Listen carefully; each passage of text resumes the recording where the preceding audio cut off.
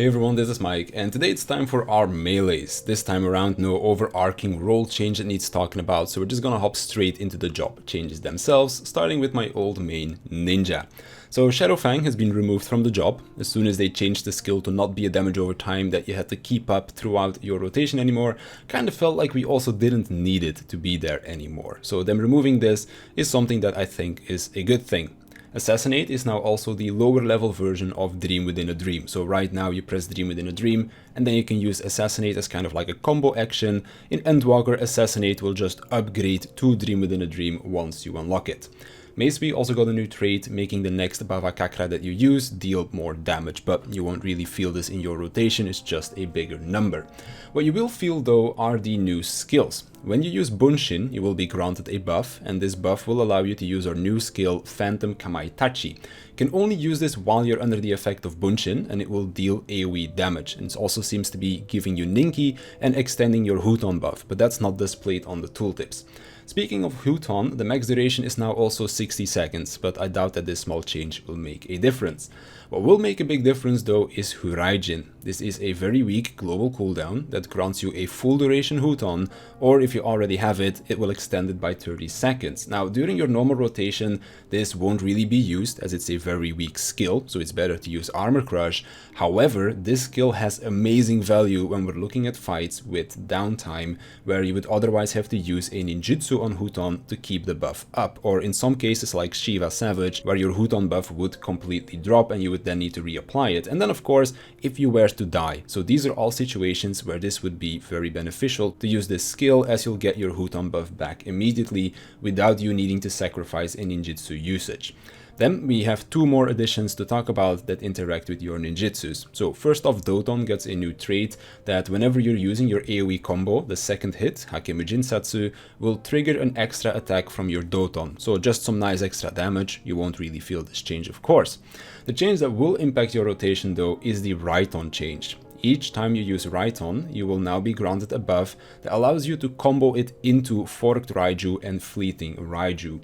Something to note is that you can't use any other global cooldown actions between this, so whenever you use Raiton, you need to immediately follow it up with these two skills or you won't be able to use them. Both of these skills are also gap closers, so like we can do now, we can use a Raiton while we have to disengage from the boss for like a GCD or two, and then we can rush right back in with Forked Raiju. Skills look really cool and they add something new to the job. Whenever you use Tenchi Jin and you have a Raiton in there, then you will also get this buff, so your trick attack windows will be looking a little bit different.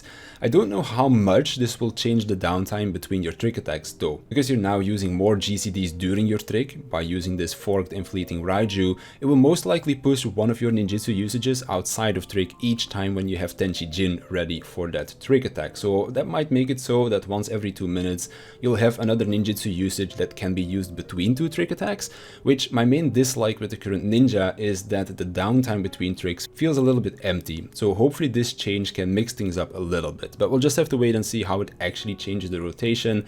Even if it doesn't change the downtime too much, it will still feel significantly different from what we currently have. Moving on to Monk. This is the melee that I'm most likely the most excited for, as the changes that we're getting are looking really cool. So first of all, your Raptor GCDs are losing their positionals. This feels kind of weird to me because Monk has always been that positional heavy job, but ever since the twin true twin rotation was brought into existence, I can see why they would take these away, as it could be very confusing, especially for new players. Now, I'm not saying that this rotation will make a comeback, but with the changes happening to Perfect Balance, you might not always do the Dragon Kick Twin Snakes into Bootshine True Strike rotation anymore, so maybe that's why they took away the positionals. I personally don't mind too much, and I'm sure that in the beginning I'll still just be moving into position out of habit. Other changes are that the chakra system is now being added to the lower level gameplay of Monk, and then a bunch of the old skills like Steel Peak and Howling Fist are being added as low level chakra spenders that then upgrade into the skills that we have now. Timers on Riddle of Fire and Brotherhood have also been adjusted, so that Riddle of Fire is now on a 1-minute cooldown and Brotherhood is on a 2-minute cooldown. So what is new? Well, first off, Thunderclap is our new gap closer that we can use to rush to an enemy or to a party member. This doesn't do damage though, so it's purely there for movement. Our AoE combo starter is also getting an upgraded version, so again won't affect the feel of your rotation, just a higher potency and a new animation. Then we have Riddle of Wind, which doubles your auto attack speed, which I feel like is such a weird skill because it's only your auto attacks that are affected and nothing else. So it's just something that you press on cooldown for some damage. Just feels a little bit weird, I guess. But then we have Masterful Blitz. This is one of the main reasons why I'm very excited for the new monk, as I kind of like to compare this to the ninjutsus on ninja, which was one of the main things that drew me to play ninja in the first place. So how does this work? Well, when you use perfect balance, you can still execute GCDs from any form, and you'll also be granted a beast chakra depending on which skills that you use, because each form gives you a different beast chakra. And you'll be able to gather 3 chakras like this, as the perfect balance will now last for 3 GCDs. So there's a few things to this. Depending on the combination that you make, you will create a different skill that Masterful Blitz will transform into, just like the Ninja's Ninjutsu button. But on top of that, depending on the skill created, you will also generate a solar or a lunar nadi. So ideally what you want to do is as follows. You do 1 perfect balance while only generating 1 type of beast chakra to get Elixir Field, which will grant you the lunar nadi.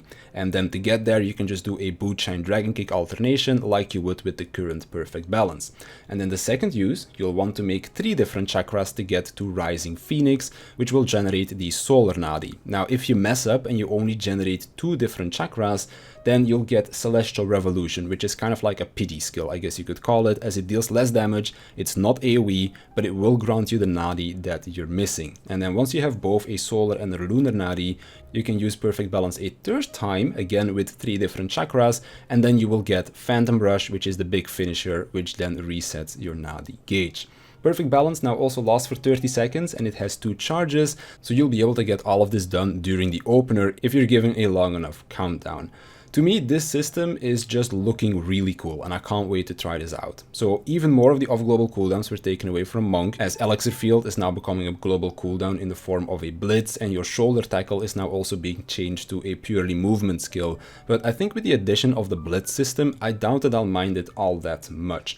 Overall, I'm really excited to try this job out, as I've already been enjoying Monk quite a bit over these last few weeks, and this just seems to make it better. Then Samurai. We didn't get a huge amount or big changes, just some small changes here or there that will change the feel of the job a little bit. So first off, Meikyo and Tsubame now have 2 charges. At first I thought this would change things up quite a bit, but thinking about it, you just get an extra use in your opener, and then if you use things on cooldown, it doesn't really change all that much. It does mean that if you don't use these skills on cooldown, you're not really wasting time, as they can keep charging up to that 2nd stack. Also important to note is that Tsubame doesn't generate a meditation stack anymore, but we're getting a new skill that does, so you'll still be able to get that Shoha off during your opener. Speaking of Shoha, this now also has an AoE version. Third Eye has also been changed to grant you 10 Kenki instead of granting you that Open Eyes buff, so that also means that Merciful Eyes and Seigan are gone. So what about new skills? Well, there aren't that many. For AoE, we now have a 3rd skill that will grant you that 3rd Sen that we couldn't get before. Also added to the existing AoE skills is that they can now both grant you the damage and the attack speed buffs that they only used to extend before. So nice quality of life change right there. And then lastly, Iki Shoten will now grant you a buff that allows you to use Ogi Namakiri. This is sort of like a stronger Midare, as it's a huge cleave in front of you, grants you a meditation stack, and you can also use Kaeshi Namikiri after this attack to do a follow-up cleave, kinda like how you used Tsubame after an Iaijutsu skill. You can also buff this by using Kaiten, so it's pretty much a new Iaijutsu that is just its own button and requires that Iki Shoten buff to use. So not too many changes, but I feel like Samurai already played really well in Shadowbringers, so I'm happy with the changes that we did end up getting. That brings us to Dragoon. This one probably got changed the least from all the melees. So first off, Blood of the Dragon is now just a passive buff that is always active. Spine Shatter Dive and Life Surge have been granted 2 stacks. The Disembowel damage buff has been given a new name and can now be obtained from both the single target as well as the AoE rotation. So some really nice quality of life that people have been asking for quite some time. The Raiden Trust buff has also been changed. So first off, you don't need to hit the positionals anymore to get this. And secondly, it can now also be obtained from your AoE combo, because the first hit in your AoE combo will now also be upgraded when this buff is active. Both Raiden Trust and this new AoE skill called Draconian Fury will grant you a First Mind's focus stack on your job gauge, and then once you have 2 of these stacks, you can use a new off-global cooldown called Wormwind Trust. And then both Full Trust and Chaos Trust have just been given an upgraded version, but this is just a shiny new animation and more damage. It won't actually change the way that you play. So overall, Dragoon is still going to feel like the Dragoon that we know from Shadowbringers, just a few new animations and 1 new off-global cooldown to press when it's ready, as well as more usages for Life Search and then a Spine Shatter Dive, which the Spine Shatter change I actually quite like, because you can now hold a usage for a gap closer if you really needed it. But outside of that, not too much to talk about. Dragoon already felt good to play in Shadowbringers, and it will keep that feeling going into Endwalker. And that leaves us with our new job, Reaper. At first glance, this job seems to have a lot of complexity. There's personal buffs to manage, 2 different gauges on your job gauge and a debuff. But once you take a closer look, it's actually not all that bad. So I'll try to explain it in as simple terms as possible. So, we have a normal 1-2-3 single target combo and a 1-2 AoE combo. All of your skills generate soul gauge. Your single target combo also doesn't have any positionals. We also have 2 skills that apply a debuff to your enemy, 1 for single target, 1 for AoE, so you just want to always keep this debuff up. We also have a ranged attack that has a cast time, but if we use our gap closer or our backstab, then we get a buff that makes our ranged attack an instant cast instead. Both of these movement abilities will also leave behind a portal that we can then teleport back to, so it looks really cool. We also have 2 global cooldowns that have 2 stacks and are on a 30-second recast timer that grant us a bunch of soul gauge. One is single target, the other is AoE. So we can use this soul gauge on 3 off-global cooldowns, 1 for single target and 1 for AoE, each of which will grant us 1 stack of Soul Reaver, and then there is also one that is an AoE on a 60-second cooldown that grants us 2 Soul Reaver stacks. These stacks can be used on the global cooldowns called Gallows and Gibbet. These are our only global cooldowns that have positionals, and that's also the only difference between these 2 skills. One is from the flank, one is from the back. Whenever you use Gallows, you'll get a buff that makes Gibbet stronger, and when you use Gibbet, you get a buff that makes Gallows stronger, so you'll always want to alternate these 2 skills. And then we also have an AoE skill that also uses a Soul Reaver stack. Now, all 3 of these skills will slowly fill up your Shroud gauge. Another way to fill your Shroud gauge is by using your Raid buff. Whenever you use your raid buff, all of your party members will be granted a buff for a few seconds, and if they use a global cooldown while this buff is active, then you, the Reaper, will be granted an Immortal Sacrifice stack for each party member. So normally you should get 8 because you yourself count as well, but you only need 1 to use Plentiful Harvest, so you'll always be able to use this, seeing how you count yourself. This is a GCD that deals AoE damage and also grants you 50 Shroud gauge, which of course 50 gauge is exactly what you need to use Enshroud, which makes you go into your Lemure Shroud burst phase. During this phase, you get 5 Lemure Shroud stacks that will be used to execute GCDs, and each time you execute a GCD, the Lemure stack will change into a Void Shroud stack instead, and your off-global cooldowns require 2 of these. So basically, each time you use 2 global cooldowns, you can use 1 off-global cooldowns. For single target, we have a 1-2 combo, and then we also have an AoE attack, and for off-global cooldowns, exactly the same. We have 1 for single target and 1 for AoE. Then the final Lemure stack, the 5th one, you'll want to use on Communio, which will consume all remaining stacks and deal high AoE damage, ending the phase. Last but not least, we also have Soul Sow and Arcane Crest. Soul Sow is an instant cast ability outside of combat, but has a long cast time while in combat, and after casting this skill it will transform into Harvest Moon, which will deal high AoE damage. So this is basically something that you'll try to get during downtime. Arcane Crest, on the other hand, is a mini shield that you can grant to yourself, and when it breaks, it will grant a small heal to all nearby party members.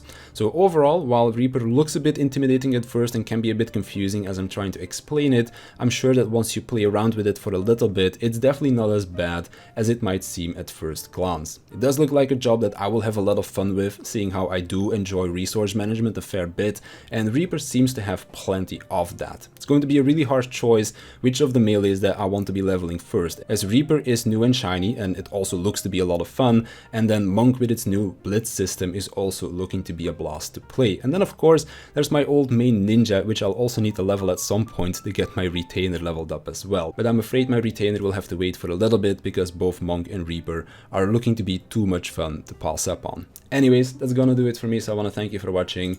I want to thank my Patreons for their support, and I'll see you in the next one.